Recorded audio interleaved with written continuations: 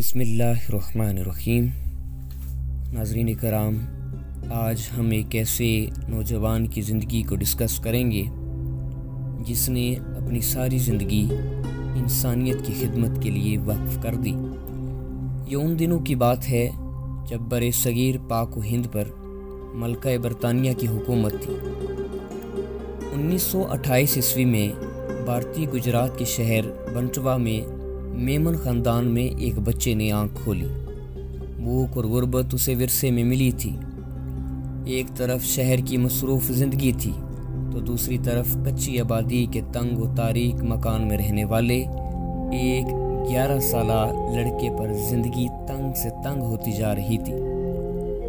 بچپن ہی میں باپ کا سایہ سر سے اٹھ گیا۔ باپ کے مرنے کے بعد خاندان کی کفالت کا بوجھ اس کے نازک کندھوں پہ آن پڑا تھا۔ گھر میں صرف ایک بوڑھی ماں تھی، نہ کوئی دوسرا بہن بھائی تھا اور نہ ہی کوئی ایسا رشتہ دار تھا جو اس کی پرورش کا ذمہ لے سکے۔ تیسری جماعت میں ہی اسکول کو خیر آباد کہہ دیا۔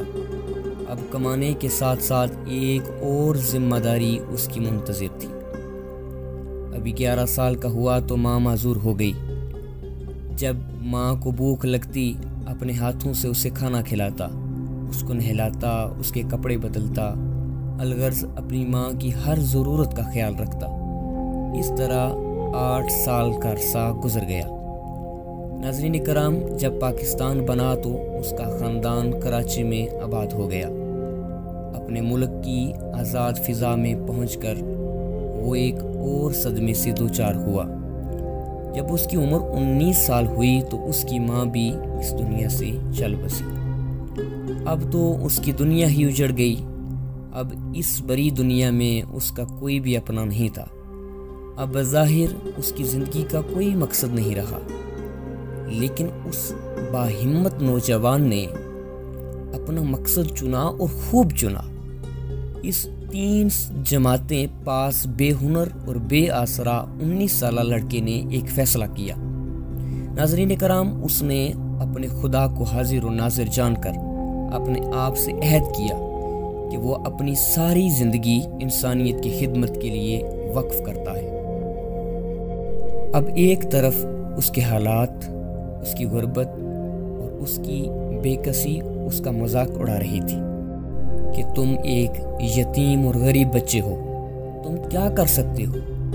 مگر دوسری طرف اس کا عظیم مقصد تھا جس نے ہر رکاوٹ کو عبور کرتے ہوئے اس کو کامیابی سے ہمکنار کیا۔ اپنے مقصد کے حصول کی طرف پہلا قدم اس نے یوں اٹھایا کہ اس نے ایک ریڑھی لگائی، پھر کپڑا پرچون میں بیچنا شروع کیا اور پیسے جمع کرنے شروع کیے۔ تھوڑے تھوڑے کر کے اس نے 5,000 روپے کما لیے۔ ان پیسوں سے اس نے ایک چھوٹی سی ڈسپنسری کی بنیاد رکھی جس سے محلے کے غریب مریضوں کو مفت دوائی ملتی تھی۔ ساتھ ساتھ علاقے کے مخیر حضرات سے اپیل کر کے 2 لاکھ روپے بھی جمع کر لیے۔ آہستہ آہستہ ڈسپنسری سے ترقی کر کے ایک ہسپتال اور کراچی شہر میں ایمبولینس سروس بھی شروع کر دی۔ ساتھ ہی ساتھ اس نے ایک یتیم خانہ کھول لیا جس میں کراچی کے بے آسرا اور یتیم بچوں کی پرورش کی جاتی تھی۔ اس کے بعد دیکھتے ہی دیکھتے وہ ملک کی سب سے بڑی ایمبولینس سروس بن گئی۔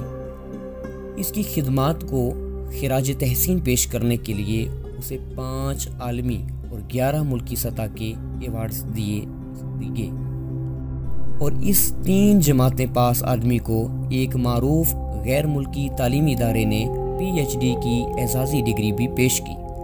اتنی ساری کامیابیوں کے باوجود دکھی انسانیت کا وہ مسیحا نے اپنا کوئی بینک بیلنس نہیں بنایا، بلکہ ایک درویشانہ زندگی گزاری۔ یقینی طور پہ آپ جان گئے ہوں گے کہ یہ کہانی جس عظیم پاکستانی اور عظیم انسان کی ہے، اس کو آج دنیا عبدالستار ایدی کے نام سے یاد کرتی ہے۔ بڑی منزل کے اس مسافر کی زندگی کا آخری سفر آخرکار 25 جون 2013 کو اختتام پذیر ہوا، مگر اس کی خدمات کو رہتی دنیا تک یاد رکھا جائے گا انشاءاللہ۔